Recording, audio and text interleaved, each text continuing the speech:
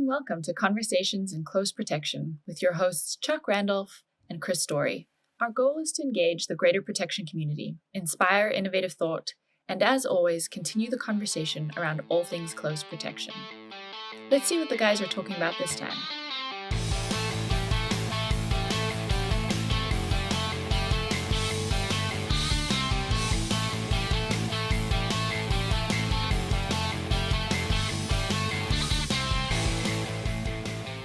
It's Conversations in Close Protection Shop Talk. I'm Chuck Randolph. Across the digital divide, the raspy Mr. Chris Story. Indeed. Raspy it is. Dude, your voice, man, you got like a radio voice going on. Or you decided that you smoked like 8 packs of cigarettes in the last hour. Yeah, one every hour on the hour, whether I need it or not. Yeah. Good times. How you doing, man? We talked about it, right? I got my first cold in, I don't know, 20, 30 months, something like that. Not too bad. I mean, it sucked. Don't get me wrong, but not too bad. Well, the thing about it, like I've been having, down in Texas, they call it maybe cedar fever or something, but it's basically like the move from, the Pacific Northwest where it's like the Emerald States. So the humidity's a lot more and the pollen and everything's different. I came down here to dry and dusty and somebody went in and turned on the allergy light. And the minute you like cough or sneeze or something, everyone's like, oh, do you have COVID? Right. No, I don't. Well, it's allergies. Well, yeah, I mean, that's the funny thing is that, the Sacramento area has the highest number of, allergy, area per the population, or second highest, I'm sorry. So you get back here and you're like, bang, it's brutal. Well, and you've just been traveling so much. I mean, doesn't surprise me. Yeah. But I saw that you guys in the great republic of California, speaking of COVID, you guys have been lifting the governor's been lifting some of the mandates and things, correct? Yeah. The PRC, other PRC, People's Republic of California. Yeah.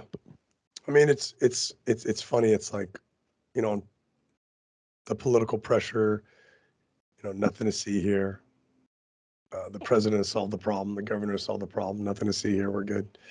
And, it is what it is, right? I mean, I think we just have to move on.org and sort it out. Yeah, it's fine. I also saw that the UK is opening up a little bit more as well. But then I heard like the Queen has come out and said that she's got COVID or Omicron or whatever and, is taking it easy. But, it's just, I think all that just goes to show that it's just going to continue to be a little tumultuous as we kind of keep moving into the endemic from the pandemic. Yeah, I think this will be interesting because we'll just ebb and flow, essentially with the risk, right? Yep. And it'll piss people off, blah blah blah, but it'll just become a thing, which I think is probably the most prudent that we can do, right? I mean, yeah, I think it's going to be a seasonal, just like everything else. Yeah, I wonder. Here's a question, and just maybe something. Do you think we'll ever do away with masks on airlines? I don't know. I mean, I was talking to somebody the other day, had some coffee with them down here in Dripping, and we were pondering that, like, will masks on airlines ever? I mean, I would love it, but I don't know that I think that it will. Yeah, I think it'll be interesting if it does happen, right? Because, well, I think the biggest thing that'll happen is that, somebody may try it and then watch to see if there's an issue, and it's going to be testing essentially, like experiments. Have you seen anything further? And admittedly, I haven't thought about it until just this moment, but anything more about moving, some of the airlines came and said, hey, we want to have kind of a nationwide no-fly list for people that are freaking out on planes. Yeah. And I kind of noted it to follow and then, got busy with operations and stuff, and I haven't really followed back on that. Have you seen anything? I think they had introduced the legislation, or not the legislation. I think they had tried to like appeal for it, right?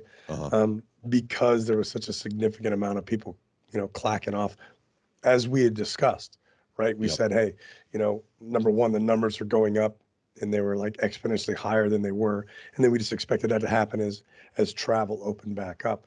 And I think what's interesting in a lot of this is that you see, when you travel in the past, the airport is always full. The airport is, Yep.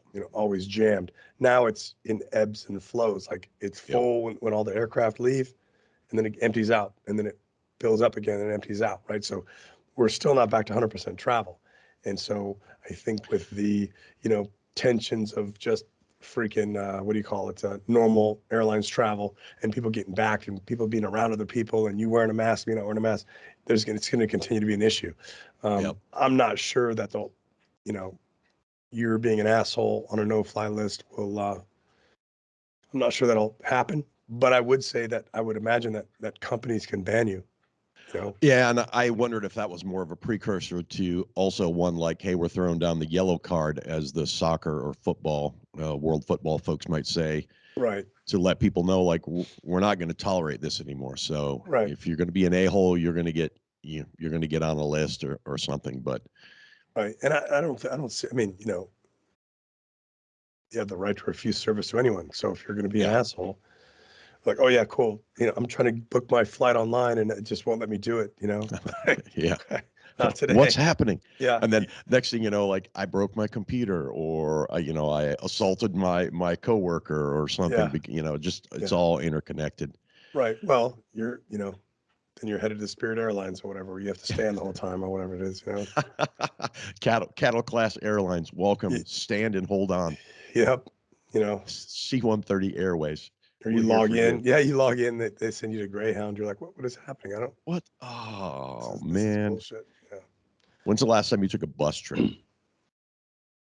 It's been a decade or so. I don't. I think maybe never. I mean, it's like in the military, I maybe. Took one. Well, I think it was one. It was something, in the military. Not my preferred way to go. I mean, I will say I've never like bought a bus ticket. Right. Yeah. Mine was military, so I was given the bus ticket, but it's not my preferred way to travel. I'm just gonna put that out there. It could be for you if you're listening or watching. It doesn't even look cool in the movies at all. No, it doesn't. It's Shop Talk, as you know, and we've got, as always, there's a ton to talk about, some little things and some big things going on.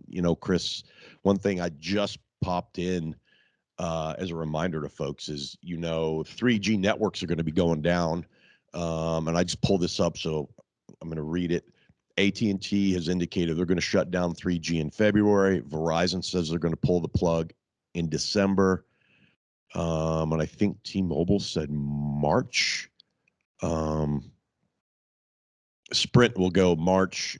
Well, Sprint is part of T-Mobile. And then I think by July 1st, T-Mobile says they're going to shut it down now. Interesting thing. We could talk about 5G, and the airlines have come out and said, hey, there's some issues. Let's pull that aside for a minute. But if a lot of folks out there have wireless stuff that's hooked up to a 3G network, like remote locking, voice assist, emergency calls, GPS traffic and hazard updates, all that stuff reportedly will stop working.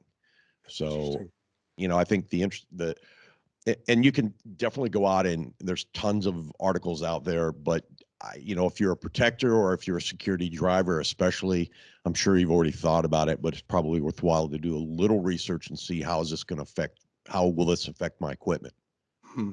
Well, I think really where a lot of it is overseas, even though it's different networks, right? I mean, it's different. What is the difference between CDMA and the other one? That part's going to be interesting as well, because oftentimes the US and European technology is way beyond that. Yeah. The infrastructure that can support, that in other countries. So I think that'll be a very, very interesting perspective. A lot of it there, what I saw and, what I've been reading is mostly around vehicles, and there's lists of vehicles and places. And of course they say, if you have questions, just reach out to your dealer or manufacturer, or, Google is your friend on this one. Yeah. But it's going to be one of those right here. Yeah. Everybody's going to be pointing in a different direction, going like, oh, it's not us, it's somebody else. Yeah. Please press 1 if you'd like help for your 3G issue. Exactly. You are caller 4,515. Yes. So, and then of course we've been seeing where, and I've been kind of following this a little bit, but where airlines are now saying, hey, 5G could affect some of the flight plans. So we're going to have to rework some ways we do that. So, I think when they upgrade to the 5G network, of course, there'll probably be some turbulence, no pun intended, as we figure that out. Dad joke on fire there. And while we're on wireless, I know you saw this. The Apple said that what did they say about the AirTag? That AirTags have unique tags. Tags within on the tag, and if they get a subpoena or a valid request from law enforcement, they're going to successfully partner with agencies to provide them the information that they've asked for. Yeah, so I think there's a lot going on here in the tech space, right? That affects security folks. Well, affects people in general, right? I mean, because we shared the article this morning about not only that, but there's an Israeli company and companies that sell a lot of spyware, right? Mm-hmm. So now you have all these off-the-shelf opportunities to essentially what it comes down to is invasion of privacy, right? So in the Fourth Amendment, at least in the U.S. So, if I have a service or if I'm using a service and law enforcement has a need in some way, shape, or form, to go and track me or whatever the case is on that service, does that invade my privacy? And I think with warrants and whatnot, it kind of shows that, I guess there's precedence that it doesn't, but up until this point, Apple has been pretty adamant about at least not hacking your phone, but they can. Right. This is kind of like a little bit of a middle ground if you're using those AirTags. So it's pretty interesting. Yeah, I mean, in one sense, great. If somebody does something bad, or maybe they kidnap somebody or something like that, and you're able to track it and get find the perpetrator. Great, but the flip side of that too is like it is a privacy issue for everyday citizens. Right. And we've seen, AirTags are something I think that like anything that comes out, that tech comes out with and says, hey, this is great, it's going to help the consumer. Risk shows up, and the dark side of risk shows up and says, and now here's how we're going to use this for a nefarious purpose. Right. Or not, right? I mean, like, Yeah. look, if you're using it for nefarious purposes on purpose, that's one thing. But if you just don't want your privacy to be violated, that's another, I think, and some people go on the mind of like, well, if I'm not doing anything wrong, then what difference does it make? And Right. that's not the point. The point is that you have a choice. Have a choice. Exactly. I mean, look, we have things like GDPR, and we have other issues that talking about how people can, do data governance and information governance. And it's all about, I mean, as we approach the metaverse, if you will, I mean, I think, your information and your privacy and the ability to manage your telemetry is probably going to be very important and continue to be important. Right. I mean, inside your own home, you've got at least two threat vectors, right? Your Wi-Fi and your internet connectivity, and then of course, anything you have on Bluetooth. And then of course, on top of that, it's like, okay, what pieces of hardware do I have that can communicate at least one way, right? Because if it can communicate one way, then likely it can communicate two ways.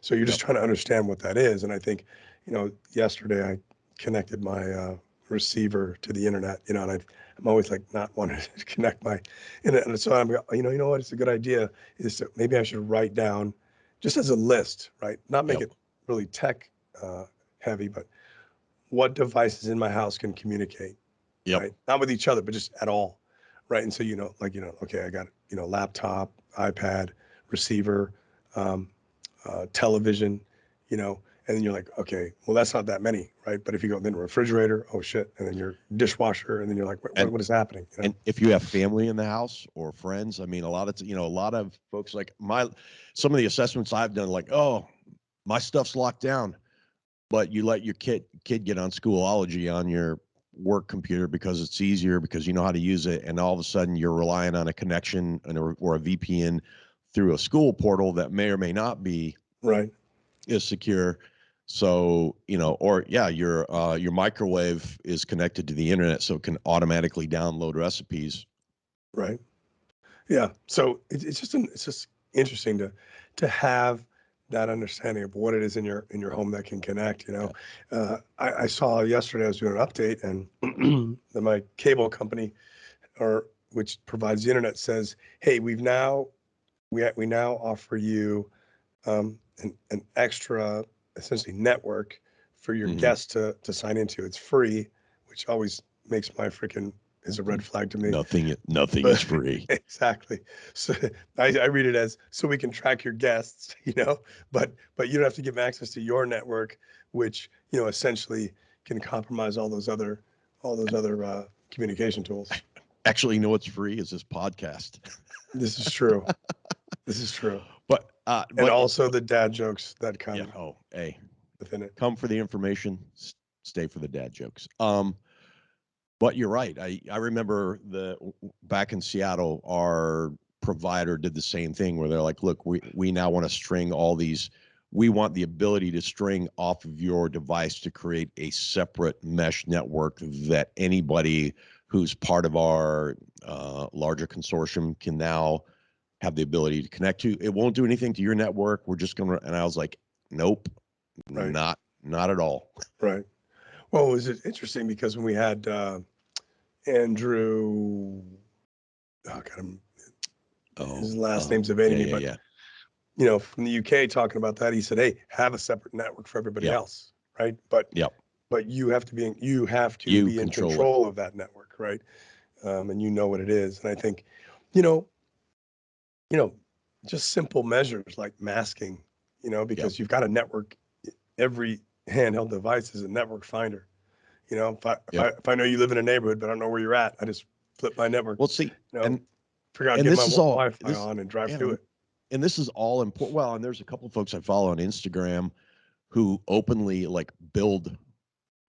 building, Wi-Fi stealer, password hackers, all this stuff. And they're like doing it. And, I kind of follow to see what's happening in that space. But, it's important.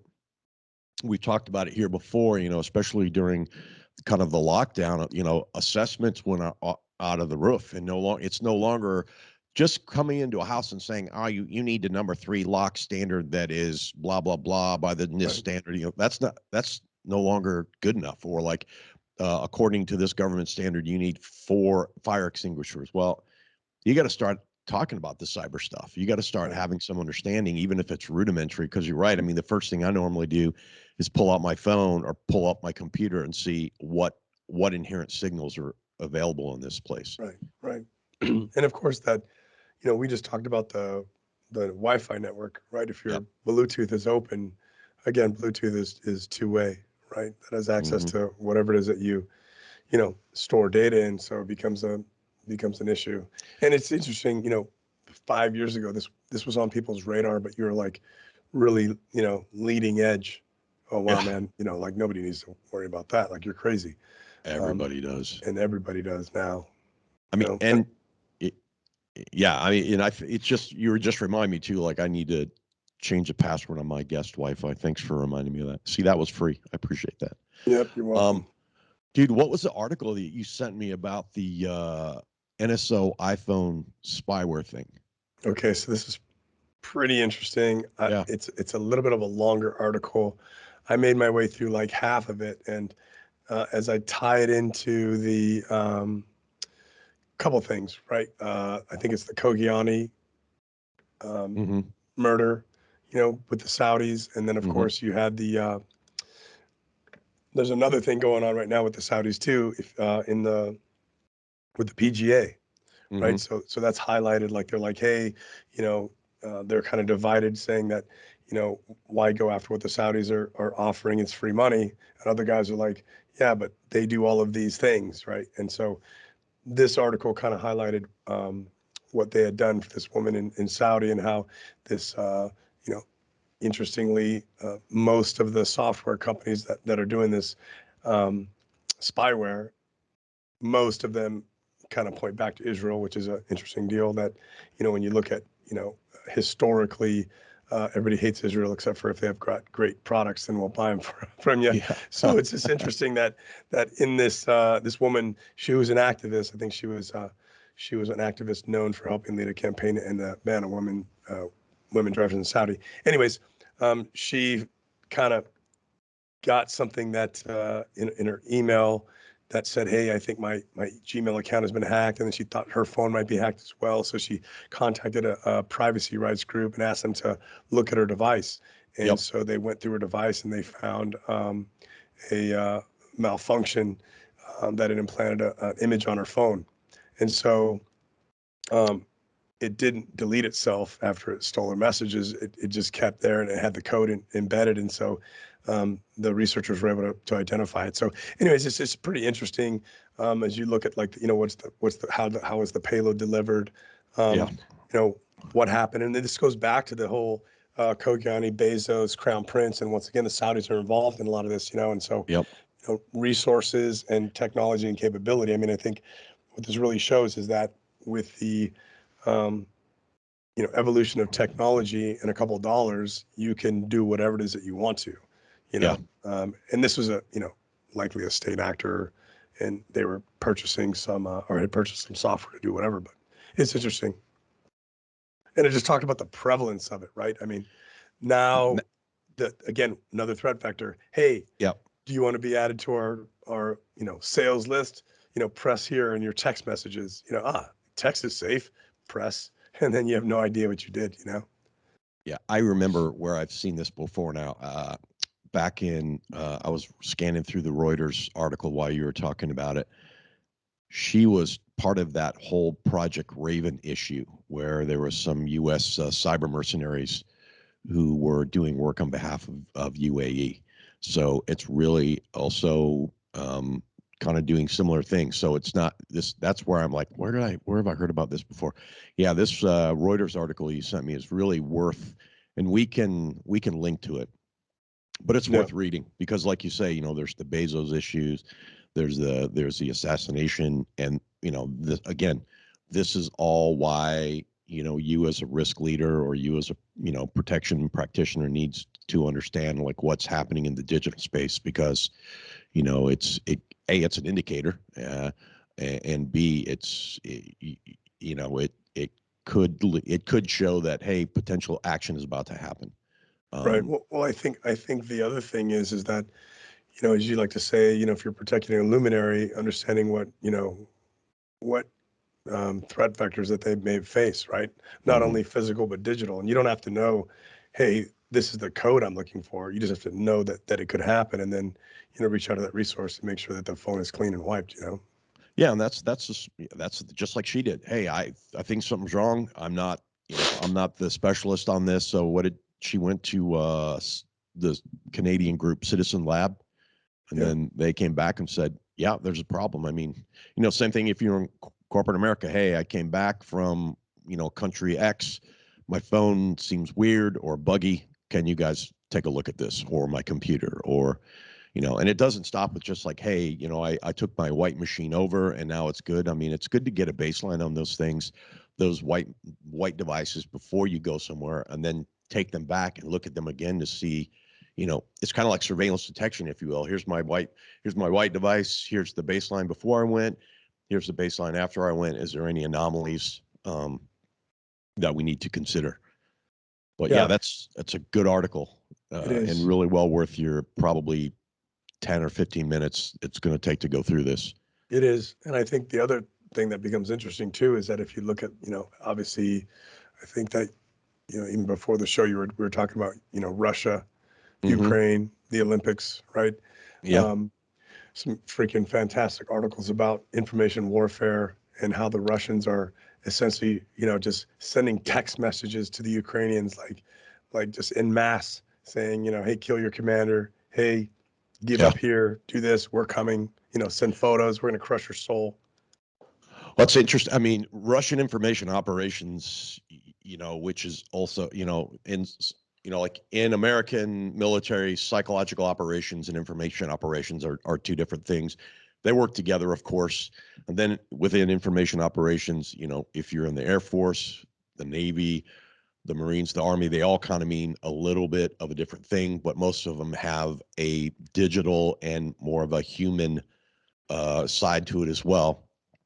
Russia's is very so I was just listening earlier this morning to the Lawfare podcast, which I'm a big fan of, and they have their latest episode is a archive edition where they bring in this specialist who talks about Russian information operations.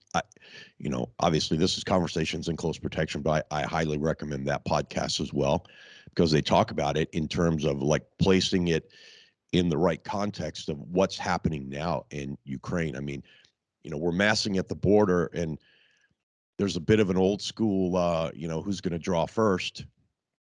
And of course, if there's a reason that we can, if we're Russian, we're on the border, Chris, and we can say, hey, look, they started it. That's all we need. They started Right. It, wasn't us. Right. So this brinksmanship is very interesting. It's probably the closest that we've been to some kind of full scale issue in quite some time. And I think that there's some interesting other effects to it. I was following that this morning, and there's another article that came out. It says if because of the conflict, if it goes, it could have an impact on essentially chip makers, right? And oh yeah, for sure. And so now there's already been a chip shortage.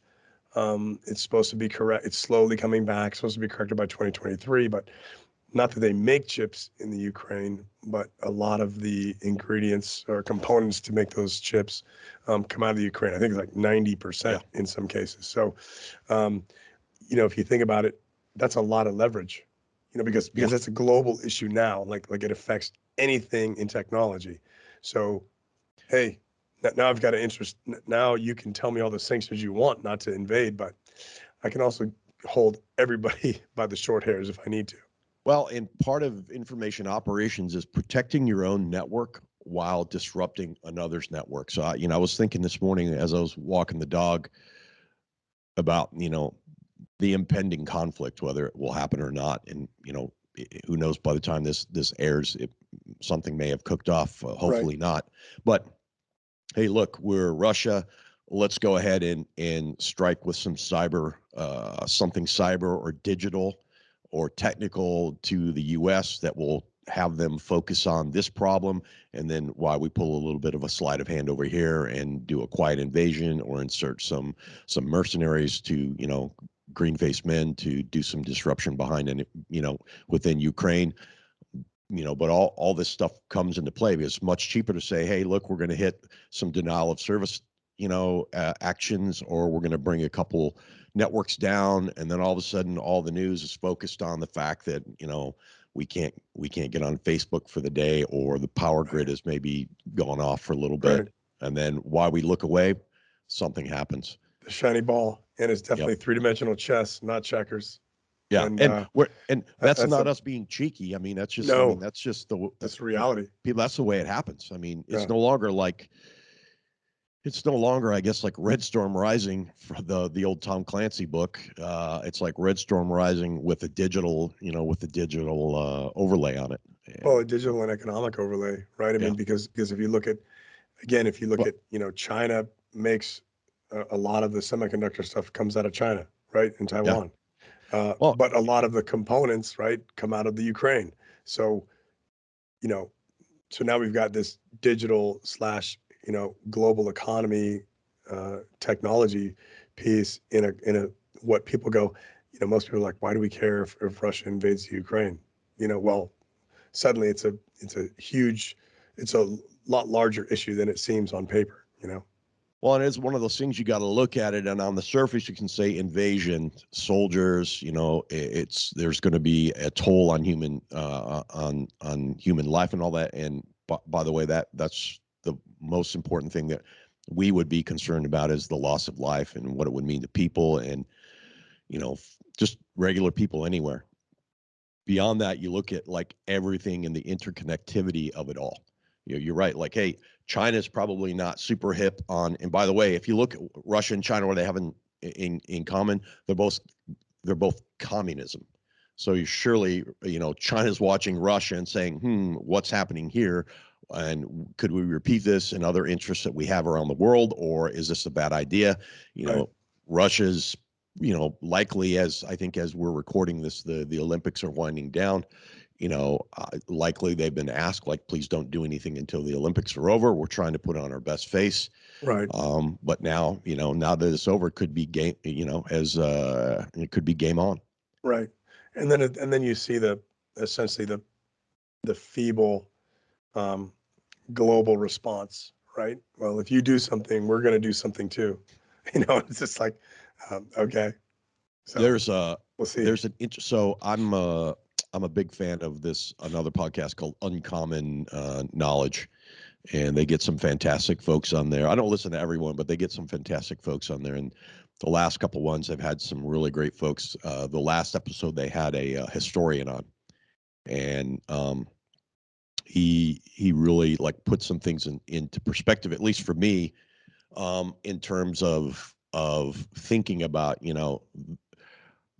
communism historically, deep communism from the former Soviet Union, how communist China looks at things. And that's not me saying red-blooded America, like, everything's bad, here we go. But just trying to gain perspective, at least to fight my own biases, to say, okay, well, let's think about this in context of history and what it means. Right. But, after I listened to that podcast, I was thinking about, the U.S. coming back to Russia saying, hey, look, you go in there and we're going to cripple you economically. And one of the things that the historian said on the podcast was like, look, if you do the research, most Russians don't want to go to war. They don't want that. And he's like, we have this greater issue. We have to think about authoritarian leaders around the world and, them wanting to stay in power. But, it's a thing, man. Like you said, if you just take chips and look how that affects, look at fuel in Europe. I mean, Right. I think Biden has been trying to get the Saudis to produce more fuel, but Biden came into office and said, hey, he didn't say he's against Saudi, but I'm going to draw a hard line there. And now he's dialing for petrol or dialing for fuel, saying, can we release more fuel? Right. So we can offset this. And I believe Saudi and Russia have an agreement. So, again, it's intricate, man. Right. Well, it's Jenga. Well, yeah. And it's about, at the end of the day, it becomes about the economy, right? The global, your national economy and then the global economy. And I think that's what it comes down to. And all of them are intertwined, like we're relying on China for, pretty much anything that comes out of Amazon. So and it's been that way. It's been that way for a very, very, very, very long time. And, reality is, in my opinion, regardless of where you are on the political side, I mean, these economies are so intertwined. I don't think any one country can just do it all on their own. Right. Well, and I think listeners might be going, okay, hey, great. This is Conversations in Close Protection. What are you two yahoos babbling about? And really, what it comes down to is that not just the first order of effect of the wars or conflicts, but the second and third order effects of how does my client make money, or how do our vendors, my organization, right? How do our organization, how does this impact us? What does it look like? What does it mean that it's going to affect me at the pump? What business am I in? And so you can look down the road to go, hey, if we can't deliver because of one of these issues, what does that look like for us? And how do we get that? How do we mitigate that? This is not a shameless plug for Condoleezza Rice, but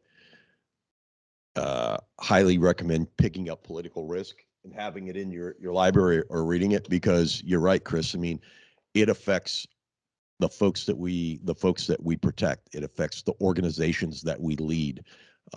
Because I know there's a lot of CSOs that listen to this show as well or watch this show. I mean, and you have to think like, how does this affect my client? If I'm working for a large manufacturer, like you said, chips, what does this mean to my, and I go back to our episode on the 10K. What does this all mean? How does it affect? Let me put it in context. Where would we fall within that supply? If there was a conflict and suddenly we're looking at supply chain disruptions, where am I in this supply chain? Right. what can I do from my point of view? Well, you look at the gap too, right? Is like, Yeah. so technology moving up, fast, very, very quickly, 5G everywhere, except for the part where uh, lack of chips being produced has caused, the next 3 years, the cars won't have as much technology in them, or they'll be exponentially more expensive because those chips that they need to run all that technology haven't been available, right? So Hmm. those models get degraded, So now you're like, well, what does that mean? Well, it means if you're in the auto space, you know, your vehicles, may not work as well, and then that 5G technology that's expanding, it may not connect as well, and there might be other issues, that unforeseen issues. So, Well, those are and the risks that we have to look out for. yeah, and think about this too. Like, okay, you know, using the chip thing again. Hey, look, maybe we're not going to supply all of our stuff from Ukraine, or we're looking at our supply chain now in continuity, and now we're going to start sourcing some chips from, I'm just making this up, Ecuador. Okay, Right. well, there might be more trips to Ecuador. What do we know about Right. Ecuador? What Right. do we know about doing business there? What do we know about, if we have to send people down there? So it creates, ultimately, thinking about this risk three-dimensionally or at scale, whatever cool Harvard business word we want to use there, just means we should start asking a bunch of questions Yeah. and making assumptions that we're going to have to prove or deny or do something. I've been thinking, I was like, from a visual perspective, it's like a radar, right? Like, Hmm. like you see on a ship's freaking console, Yeah. right? Is that you're looking for anything that can hurt you. Yep. The radar may not ever show anything, right? So you have a pretty good understanding that it's clean until something pops up. But if you don't use the radar, you won't Yep. know anything until it hits you in the face. And that's the It's whole reason that we have these conversations. it's the defensive Doppler radar. You need to turn it on and have a look. Yeah, that's it. So that you can be informed about what might have an impact to your organization. And that radar is, I think, as you'd like to say, is curated for your needs. You go to another organization, that radar is going to look for different things, but it's much better to have the thing on than to get smashed in the forehead with a 2x4 and Now, not know what's coming. now, I think that's actually an interesting thing to segue to the next piece that we kind of found to talk about, which is, if you're going to have that Doppler radar on, or your defensive protective radar, whatever, you also have to think about bias, because you're going to get so much telemetry using the radar coming in. You got to make sure that, like, what I'm seeing is correct. And I saw this really interesting article, Chris, about I think it was in Entrepreneur magazine. It was like, if you're not aware of the common biases, your entire leadership strategy is at risk. Okay, kind of that clickbait thing there. Yeah. But really, I read through the article and I started thinking, like, okay, I got it. We've talked about bias before on the show. And anytime you have a good discussion about intelligence or doing protective intelligence or something, you got to think about bias. But I started thinking about it in terms of protectors. And then I started, looking at, like, some different types of biases. And I was like, we've talked about some stuff on Clubhouse before, um, about bias and how to look at it. But I was thinking, like, I just, like, pulled up a couple and thought it'd be interesting to think about and talk about a little bit from a protector's point of view. The first one, let me back up a little bit. Bias, for folks that, don't understand what it is, but I'm going to assume everybody does. It's developed from an individual's personal attributes, like a value almost, and it socializes internally, and it can be different for other folks. And the one thing that this article said that I thought was interesting was, like, primarily due to the internet, a common bias today consists of learning a little about a topic and assuming we know everything about it. What does that sound like, Dunning-Kruger, that we conducted a whole Clubhouse on before? Right. Well, I mean, essentially, it's like, okay, cool. I'm going to read the headline and then I'm going to formulate my opinion and move on. You know, Yeah. And without looking at it, because I already know what it says. so a couple of biases that come from that I think is interesting, especially if you think in terms of, like, risk, or you're doing advanced work, or you're trying to understand, like, doing risk planning or protect, our operational planning. Like, one is action bias. Action bias describes our tendency to favor action over inaction. In other words, we can't sit and wait. We got to do something now, when in fact maybe sitting and waiting would be the right thing. We have a tendency to respond with action as a default, an automatic reaction, even without solid rationale to support it. It has been termed action bias. I've been guilty of that many times where I'm like, we just can't sit here. We got to move forward. It's probably because I watched too many Westerns when I was a kid. But I think that's an interesting thing, especially for protectors, because we tend to be more action oriented. I guess. Or like how do you become action oriented in the defense? Because you're always in the defense. well, and we talked You know? about it before. The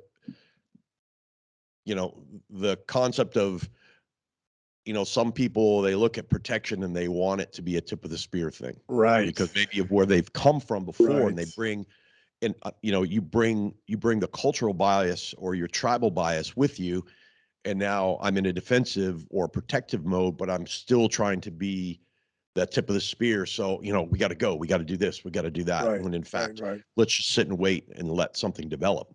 Right. Well, I think I know you're talking about bias, right? But it just becomes down to, as you can look at both of those and identify what those might be, it comes down to, tactical, operational, or strategic maturity, is that you understand what are our options? Well, number one is do nothing, right? Yeah. That's not always your first option. It's just always an option is do nothing. Number one is wait for the situation to develop. Then the next one is wait for the situation to develop. And then the other one would be develop the situation, which is different than wait for it to develop. One is I'm taking action to encourage a development along a certain path. The other one is I'm just allowing it to happen around me and gathering more information. And then I can, act defensively or offensively based on those. But I think that, and I'm probably going to get smashed for saying this, but I think a lot of it is really is, and maybe this is not my bias, I don't think, but we want it to be something more than it is, which is why everybody's, hey, just another day at the office. I got a friggin' helmet and a friggin' bat belt on and freaking CQB, and I'm burning it down, but I'm in a corporate space, and you would, so you're a day at the office be burning it down with a handgun, not a helmet and mouthpiece. And so we just try to make it more than it is rather than understanding what it is. Now, there's a certain segment of the industry that does that full time. Cool. Yeah. That's part of your job. But we tend to, because there's so much limited action in what we do and we get paid for supposedly what we know in the event of, it's hard to make that sexy. Just another day at the office. Here's me freaking standing 8 hours halls and walls. But here's what I can do, and that's what's cool. So I think that becomes a piece, where we're trying to fly that flag. Yeah, and there's nothing wrong with training, and there's nothing wrong with the super hard skills training and all that, and having the balance with the soft skills. We've talked about that many times, but I think you're right. Like, nobody wants to see a picture of like burning it down on the advanced work, and it's you with with your iPhone taking notes, or your pen and paper taking notes, talking to some Muldoon at an FBO about trying to figure out if there's a way you can get your car on the tarmac. Yep. That's really, that's 90, 90% of it, And yeah, that's an action, you're getting an action, but at the end of the day, you're having a discussion and trying to come up, a communication plan to either say, hey, will you allow me out there? Or if not, what can I, how close can I get? What can I do? And, and that doesn't make for a good Instagram story, right? Or definitely a TikTok story. So here's the funny thing, you talk about those, right? So a lot of protectors are like photo in front of the private aircraft and blah, blah, blah, blah, blah, blah. But do you think that, I don't know, I don't follow any private stewardesses or whatever, flight attendants, but I'm pretty sure they're not like flashing photos themselves in front of their 21st century cold. Yeah, sorry, flight attendants, my bad. Anyways,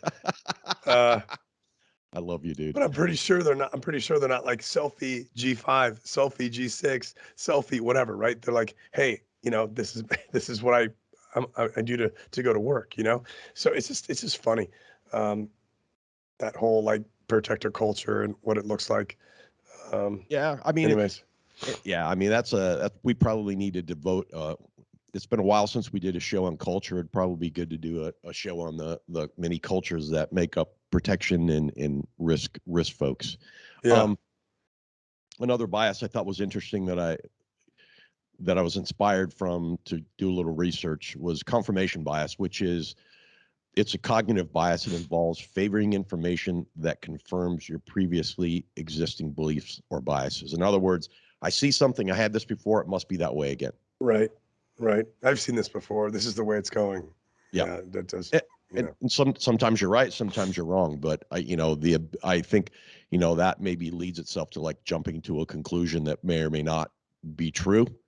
But it's important, especially when you're out in the field and you're doing the work, to at least understand that, look, I have tendency to have my own biases, so that if nothing else, you can check yourself before you wreck yourself, right. or wreck the protection detail, or do something. Because again, you got to put it in context to the person or the thing that you're protecting as well. Like, my biases, maybe affects me and what I want, but is that necessarily jiving with the boss's, what the boss needs or what the organization needs? Right. And I'd say that is like a wobbler, right? Because it's not, that jive doesn't mean like, am I doing what they want me to do? Yeah. It's what do they need, right? As a protector, oh, they won't let me. Oh, they won't let me. Well, I tried it before, they won't let me. And then so somebody gets slapped in the face, and you're like, oh, well, you didn't let me last time. And that's a hard bias to break, because Exactly. as a protector, you have to, or at least my opinion, you have to it's not Groundhog Day, right? I have to do my job. I have to do my job. I have to do my job. And if they won't let you do your job, then maybe you're in the wrong spot. But that's just my thought process. Well, and then that another interesting one was the ambiguity effect, that leads us to favor options that seem quicker or simpler, or have more complete information than complex ones. And I think this is interesting because we live in a world of 180 characters or less. Like, Chris, man, if I can't read it now, and some things, like we were just talking about this NSO article, that's a long article. It's well worth reading, because there's a lot of stuff in there that you can pull out and think like, what does this mean for me? But it's going to require that you sit and pay attention and read and think. Right. And not everything can be explained like you're five. Right. Yeah. I mean, we can't just go off the headline. And I think there's just so many volumes of information that you have to decide what's relevant and important, for your job, your role, or whatever. And then the last one I saw that, and I think we're up to well over 180 biases that people have to contend with, and they're always coming up with more. But the last one that I thought was interesting for protectors to consider is the clustering illusion, where people extract patterns. And this has multiple things we can pull from this. Clustering illusion, where people extract patterns and meaning from random data. So think about it. A protector, we've talked about it, intelligence used to be something that was given to you. Like, somebody is doing something, they give you intel, but now, like, intel, data, telemetry, information, it's coming at you from every way. Right. And I think the brain is like trying to figure out, is there a pattern in this? Sometimes there isn't. Right. But there is a tendency or a bias to say, well, we're going to make something out of this. Right. Which is not to say that you're like, oh, this is a pattern. No, but it's not. I just made something happen, right? You gotta, like, if there is a pattern, there is one. But you're right. The other piece is that sometimes you might find a pattern that just actually isn't there. It's just, something that you're kind of making up. Well, and from a threat management, right? From a threat management perspective too, you have folks that like they come draw these conclusions that suddenly they attach to your principle, because they have this bias, and all of a sudden, hey, this is why, Chris Story owes me $10 million, and I need to see him right now because I know he's connected with Chuck Randolph, and because I've seen them both in the same space, I know they're like, lizard reptilian aliens, and I need to go talk to him right now. Right. Well, I think true story.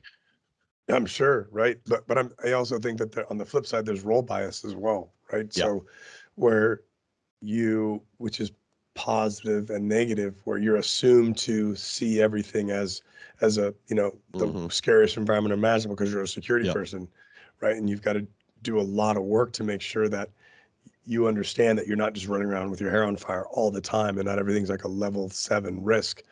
you have to make sure that, when you're stepping up to say, hey, we believe this is a risk, here's the data that supports that, et cetera, et cetera, et cetera. Because everybody, if you every time you present something, it's always like, oh my God, oh my God, oh my God, regardless of how big or small it is, you're going to get ignored. So there's that role bias where we look at through a lens as everything's a threat. And then where your client or principal or those other stakeholders might look, hey, they think everything's a threat. So we just need to temper that, or, hey, good talk, buddy, and, see the exit. Yeah, and I think that's a good point too, and it back to kind of something we were talking about a little while ago. It lends itself, like, how do you want to be perceived? How do I'm the action guy, burning up all day at the office, when in fact, I personally think it's better to be seen as a thoughtful, someone who's thoughtful and measured in their decisions, so that if you do walk up and say, hey, Chris, we need to go now, there's something that's going on, they look at you and go, okay. Yeah, right. Like, okay, he's never steered me wrong before, or if he has, he's explained it. So, okay, we're going to go. Yeah, and I think a lot of this is just us trying to get the pendulum to stop swinging as far. Yeah. Right. Because, it's like you're ignored, and then something happens, and then it's all security all the time. And then it kind of fades away, and then you're ignored. And we're just trying to have the pendulum trying to swing in a space where, you're not ignored, you're listened to, you're valued, and you don't have to freaking, go all security all the time. That's really what it comes down to. And people are like, okay, you guys have been talking about bias. I probably have it. If how do I deal with it? An easy way to deal with bias or thing is, no, you have them. Like, look, I know I'm a knucklehead, and I know I have bias, and I know I need to consider those bias. I need to counterbalance it with information. So if I always go to foreign affairs, or I always go and get my news from a certain spot, make sure, like, force yourself, like, I'm going to get some other opinions, right? So that I can counterbalance what I'm doing, and make myself do some critical thinking, and understand that, like, I might be looking at this from a certain optic, because I always get it from the certain optic. And then the last thing that I think is important is question everything. Question all sources, especially unknown sources. My favorite thing is, I heard it on the internet, I read it on the internet. Yeah. Well, there you go. Because Abraham Lincoln said, you can trust everything that you hear or read on the internet. Nice. As he was killing vampires. Yes, which is a pretty good movie, by the way. I thought it was pretty good. It really is. Maybe that'd be a good movie for next December. Yeah. So let's talk about stuff in the news. Yep. Stuff on the internet. Speaking of the internet, you saw the teenage TikTok star. Yeah.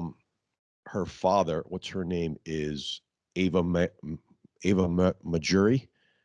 and she's a young TikTok star. She plays pranks and does lip syncing. I think she first joined when she was 13. She has a lot of followers, and I think she, basically kind of made an industry out of her own, social media stardom.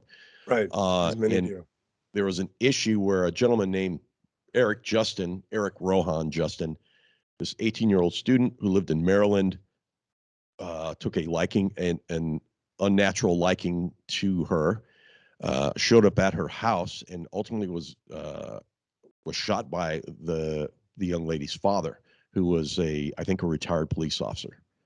Yeah. Now, some interesting things in this to talk about. One is, he apparently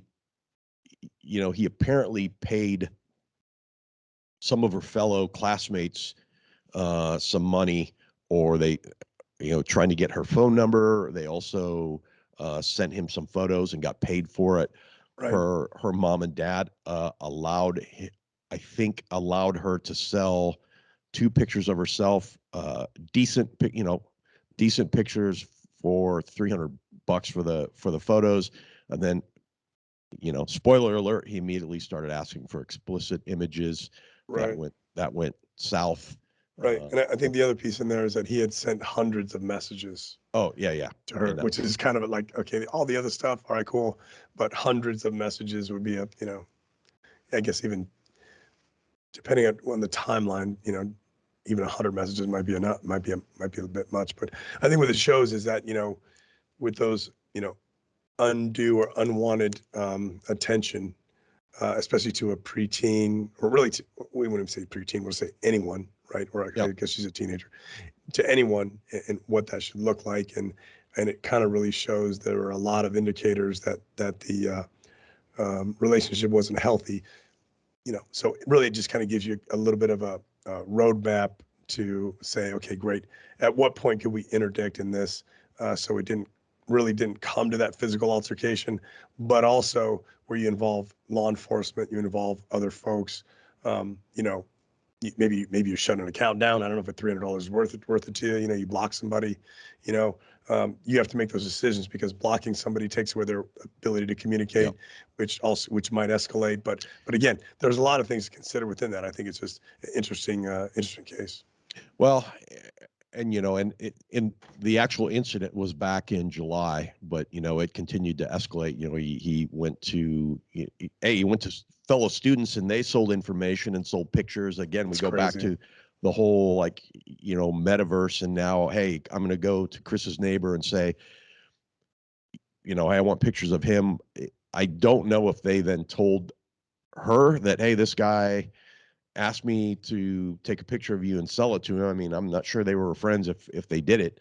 But again, it starts if you're a young person, you're on TikTok, you're on social media, and you're becoming a star. I mean, you can make a lot of money through ads and through endorsements and whatnot. But you have to think about risk. I mean, this isn't the first type of incident we've seen like this, but this is interesting because then the guy, at some point just said enough is enough, and went and got a shotgun, showed up at the residence at like 4:30 in the morning, with I think an orange Walmart worker's vest and some earplugs, and blew a hole in the front door, and then it went south for him. For him, yeah. I think it's like there's a lot in this, case to look at, because especially like when in the article I read, it said the parents, or at least that group, like that was on her side, agreed to sell the photos for 2 photos for 300, whatever that was. That's an odd number one, for photos, and number two, like it just seemed that there's some specificity around that number, how much it was, whatever the case is. There's some thought behind it, and because number one, like, I don't know, I mean, $300 is kind of a lot of money, for photos. Yeah, it's kind of weird. Well, and I think if you're thinking like, hey, look, we're monetizing and creating, I'm creating stardom, or I'm creating fame, and so now we have this whole new luminary sector that's coming up, that are, social media luminaries or social media VIPs, whatever, that are making money out of their presence and making money out of being influencers, but maybe not making enough money, or they don't have talent, they don't have a talent agency, or they don't have talent management that is thinking like, well, have we thought about the risk? I mean, apparently, well, not apparently, this young lady remains on TikTok, remains on social media, and is still being stalked by some folks. She no longer, goes to school. She's homeschooling. And I saw in one of the articles I read, somebody was offering like $1,000 to get her cell phone number, and they traced the number back to the individual, and it turned out to be a registered sex offender. Yeah, So, crazy. Parents, please, if your kids are on social media, I mean, and you probably heard this a million times, but this is us telling you, like, please, just be cognizant and be aware. And I think somebody said somewhere in the article I read that they kind of ignored this Rohan dude for a while, because they thought he was just a keyboard cowboy. Right. But one thing we know about, you can't threat management 101 is you don't know, hunters, howlers, all that stuff. And, you have, like you were saying earlier, Chris, like, you need to start, if you get something and it clicks, you need to start building a profile. Because if you have to turn that over to law enforcement, they're going to ask, and they're going to want to know. Well, I mean, I think that should kind of be the intent, right? Is to turn it over to law enforcement, so that, because, at the end of the day, or Well, yes. I mean, you want to make sure that you don't have to freaking deal with it. Essentially, you want Yeah. the threat to go away. And I know that a lot of people envision themselves in the father's position of saving the day and dropping somebody, but you know, we want to be able to intervene and make sure that doesn't have to happen. Well, and yeah, I mean, and this case took place in Florida, and I know they have this stand your ground law and all that, and this isn't us saying like, hey, you do the same thing if somebody was trying to invade your home. I think what we're pointing out in this is a lot of these things have indicators, Right.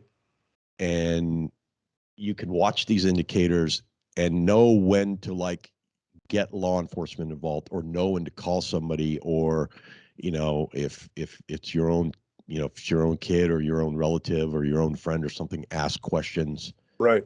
Well, I think it's interesting because the other piece is that the kid drove, suppose he lived in Maryland, so he Yeah. drove to their home in Florida, which is kind of a big deal. And then you look at the internet and cross jurisdictional lines, and did you really do anything? Where they work with Maryland PD or law enforcement in Maryland to say, hey, shut this kid down, or was it a Florida piece? Because the internet, it depends on what the local jurisdiction is, if they meet in the middle or if they don't, or whatever the case is. So it can be a pretty complex deal. But just, I think, a couple of things. TikTok stars, you don't really consider them celebrities, right? I mean, even my kids are like, oh, this guy's a YouTube rapper, which is different than a mainstream rapper or whatever the case is. But they still have their followings. They still generate revenue, and they still, may need some level of consulting on how to deal with that undue affection and attention. And that's the thing too, because the answer here isn't like, oh, you need a bodyguard. Right. Right. The answer is you need some threat management training, or you need someone that will help in, talk to you in threat management. And, Right. I guess a shameless plug for the, ATAP here, because, it's a great place if you're listening, you're not a part of ATAP, or you don't know what it is, the Associative Threat Assessment Professionals.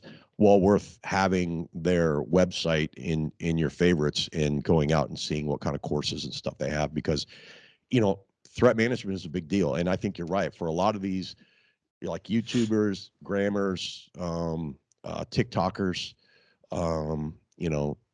tweeps or Twitter folks or whatever. I mean, yeah, having Chris or Chuck standing at the door isn't the answer, but having someone that you can go to and say, hey, I've had like 1,500 text messages from somebody. Is that, should I be Is that concerned? normal? Yeah. Well, I think that it just lends itself to, what does it take to put somebody in front of your door, right? Yeah. I mean, we look at it as like, oh, get somebody there now, boom, that's cool, as you're sorting everything out. But as you look at the escalation, usually there's a lot that it takes to get somebody there. You might put somebody there as a stopgap, but then you're coming up with a management plan versus just, hey, you're gonna take 30% of your proceeds, and I'm gonna move in and make me a sandwich and do all the things, because this is never going to go away, and it's just not feasible. No, and I think there's something to be said if you're you're managing one of these stars or luminaries, or they're your kid or your family member, something like, this is a good warning sign to say, like, what are we doing? What's our threat management plan? You think about the pathways to violence, and you think about this young man and what went on in his brain and his background to get to a point. And you're right, cross jurisdictional issues, things can get lost. I mean, it's no joke. Yeah. Well, I think the other thing it lends itself is what we've been talking about before with the executive threat watch is this really how a lot of threats have been moving down the chain, right? Because everybody threatens the president, everybody threatens senators, but now people are reaching out to local celebrities or local politicians and school board members and mayors. Like in this week's edition of the Threat Watch, I think there was like 4 mayors that were either shot at, slapped, some crazy things happened, wives assaulted, et cetera. It's just interesting. Yeah. And, again, it's a good case. It's a tragic case for, on multiple levels, but it's something that's worth looking at and thinking in terms of, again, if you're somebody that's doing threat management, this is a vector of people to go approach, not to say, hey, this is a place that you can get more work, but, this is definitely a growing area that I think we see will have more and more opportunities for threat managers and risk managers to get involved and help protect these people. So I think what's interesting about this case is that there's a lot of signaling around it, right? Mm-hmm. If you switch to the Beecher case, which Mm-hmm. Bloomberg at his ranch in Colorado, we don't know, at least at this point, it doesn't appear that there was a lot of signaling around it, right? Right.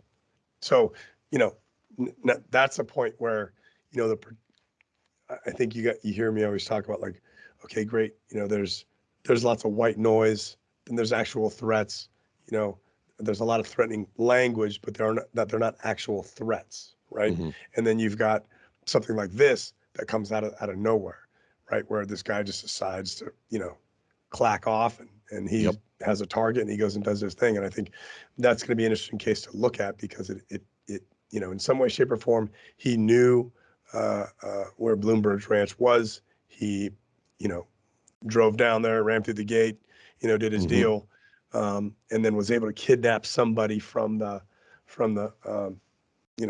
the residence. Now, Yep. I've heard people go, well, why didn't they have security there? Well, because he wasn't there, right? Yeah. Housekeepers all over the world manage and property managers manage a bunch of properties for high net worth individuals that are not there. Security goes, there might be some areas that there's security there or do drive-bys or whatever, but for the most part, it's usually when the person's there.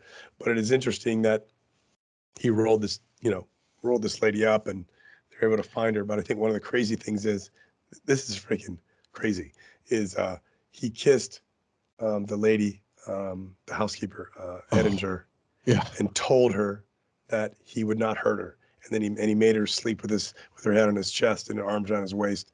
And he said, "Hey, don't worry, I won't hurt you." Man, that's freaking gnarly. Well, there's going to be some interesting things that come out of this in terms of like when they talk to him and they get more information. I mean, he had apparently burglarized his. I think he burglarized his apartment landlord's place and took his rifle and ammunition. So I mean, what happened to this? What happened to Beecher at one point where he just, like you said, clicked over in his brain and said, I'm desperate, or I have something, and I need the money. I know people listening are like, that's crazy. How did he think he's going to get away with this? Because he's thinking at a different level than other people. Right. Right. If you're asking that question, you're probably in the wrong job. Yeah. A lot of the times has nothing to do with getting away with it. It has everything to do with the task at hand, but it's crazy, that there's a lot going on. So I think this piece just shows that the value of protective intelligence, but also the value of layered security and layered approaches to security is really what this lays out. And this would be an interesting case to follow. Yeah, it will be for sure. So, and yeah, these two last pieces, I mean, it just very, highlights the need, like you say, for defense in depth or protection in depth. That includes, digital, physical, all the things and monitoring. But I think it's just going to continue to be crazier and crazier, though, too, as we move down. And, I read an interesting article and they were saying, like, we're facing polarization. It was an article. I go back to the historian that I listened to, and he was like, I think the problem is we're not facing polarization. We're facing demonization. So, I'm going to demonize you because you don't believe the way I do, and vice versa. And he said, when we do that, we make it an existential threat. And if it becomes an existential threat, then it's life or death to some people. Right. And you look at like maybe the Beecher case or the TikTok issue, and these people get to this point to where like, hey, it's life or death for me. I've got to do something now. Yeah. Yeah. I mean, you don't, like we talk about, we don't know what those layers that those folks are dealing with, or demons. I think the other thing that I noticed in the threat watch too was significant mail threats. Yeah. Not only just threats coming through the mail, like, people writing a letter and threatening, but there was a case of some members of parliament in Canada were sent letters, and one member of parliament opened the letter and he felt his eyes and hands burning. He called the, so that's kind of sporty. So I think on about the time this airs, Will Plummer will have released their latest report on mail issues and mail incidents. Right. And I got to have, I'm actually going to go through the report with him next week on a webinar, but I've had an early look at it, and there's some interesting things to get out. I can't spoil it for him, but when it comes out, or if you're not on their mail list already, you should go out to Ray Secure and look at it. But yeah, you're right. The mail incidents are on the rise. Powder incidents are on the rise. And then there's actually some pretty interesting examples that Will and I talked about last week on the phone about some folks getting equipment mailed. You have all these folks that are now like being told like, hey, Chris, you're out of a job. Can you mail your computer back? Yeah, mail your stuff back. Yep. And okay, the first thing you think about is like, well, we're going to mail a bomb back, or we're going to do something. But something that Will and I were talking about is also like, but I could also, and we go all the way back to the digital stuff we were talking about early on. I'll just mail this package back and it's running. And as soon as I'm inside the wire, so to speak, or the network, I'm now going to cause disruption within the network, and it's cheap and I can do it because I'm a software person or I looked on the interwebs or whatever. So, I mean, just you're right. Interesting stuff coming out about mail issues next week too. Yeah. And then the other piece was, I think it's important to note that there were a significant amount of attacks against heads of state last year, in this last report, just like a lot of them, like, let's see, not necessarily major countries, but presidential palace attacked in Guinea-Bissau.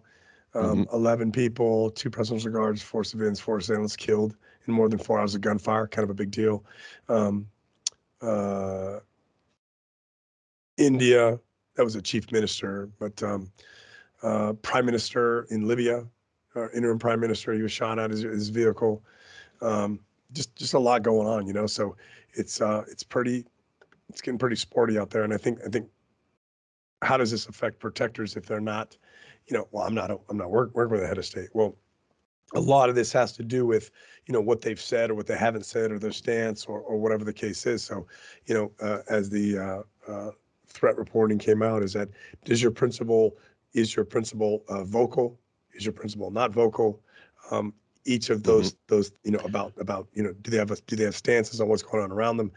Each of those can incense people who are, I'm going to quote here, about to do crazy shit, and get them all fired up. So, you just got to get it figured out, figure out what that looks like. Well, and think about it. Bad guys are also looking and comparing and saying, oh, what can I learn from that? You're right. Like we just said in the last couple stories, like you never know what's going to cause somebody else to clack off. So it's kind of good to keep, it. And we're huge fans of the Executive Threat Watch because it does give you some good signals that you can look at and say, hey, is my principal involved in any of these places, any of these kind of activities? Good thing to note. Right. Yeah. So, I mean, I just think it's a great resource for everything being in one place. And you can kind of look at, at TTPs, for sure. that people are using, and then see if they apply to you, and hopefully that helps you work through some of those biases you talked about. And earlier. It's a good time to have use that to have conversations with your team. What do you guys think about this? If this was us, what would we do? Would we be prepared to do something like this? Yeah, nobody's, we're not going to get 15 ninjas raiding the corporate building, but it's a good way to go back and say, hey, but when's the last time we polish up our active shooter? Right. Now that we're back to work. When's the last time we went down and had a conversation with the mail team? Never. Yeah. Right. Well, what does that look like for us? Right. Could we, if this was a threat vector, or if it was an attack, could we, what would our response be? What if we were there visiting? Right. What if we were there visiting the head of state? We were going to have we were supposed to have a meeting with him. or we're staying the night, at their request at the palace or something. I mean, what would we do? Right. It's good. That's a good coffee conversation, or maybe something a little stronger conversation with your team to kind of walk through that. There it is. What else do we have on this episode of Shop Talk? What's coming up? What's coming up on the show? I know we have some good conversations with some folks from overseas. We had a good conversation, I think, next week talking about intelligence, protective intelligence, and briefing. You and I are going to be co-located next week, so there'll be a good chance for us to once again not have the digital divide. So that'll be exciting. And then, of course, Clubhouse. What's coming up there? Well, oddly enough, we were supposed to do Clubhouse tomorrow. What would be tomorrow night before this comes out, but so when it comes out last Monday, but we're going to be at Sorry, an event, gang, we so missed we're gonna have to push it. I'm gonna have to put that out here pretty quick, but that's where we're at. Then so we'll push that, but we'll still have the conversation. And it was following up on our firearms and tactics piece. Firearms and tactics for the Protector. And we have some great interviews coming down. I'm looking forward to getting on and talking about your discussion that you and Heather just had, and talking about Mike O'Neill, and then Dean and James Tunke and Thomas, and I mean they're stacking up. So it's going to be a good year, or it's going to continue to be a good year. Yeah. Now there's been some. We got some. There's always, that's the great thing about the podcast is that aside from this, where it's two old guys talking, or one old guy talking to a younger guy. Anyways, is that we really get to talk to a lot of great people, and I think that that's really the key in all of this. Yeah, perspective, my friend, perspective. Yeah, that is my perspective. My perspective is that you're old. And as George Washington said, "Hold my beer." There it is. Good times. Awesome. Well, with that, I think we'll wrap up this episode of February's Shop Talk.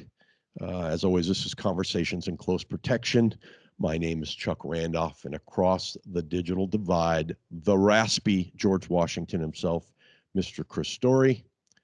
Wash your hands, watch your six, and keep your heads down. Good times. You've been listening to an episode of Conversations in Close Protection. Email us at protectiontalk@outlook.com and find us on your preferred podcast platform. Please take a moment and consider rating us to help others find Conversations in Close Protection too. Look for us on LinkedIn, Instagram, Twitter, Facebook, and other social media spots. Conversations in Close Protection is brought to you by your hosts Chuck Randolph and Chris Story. Our engineering editor is the mighty Aaron Peck. Please remember that all opinions expressed do not represent those of any organizations or companies the hosts are affiliated with. This is Rachel saying watch your six and keep your heads down.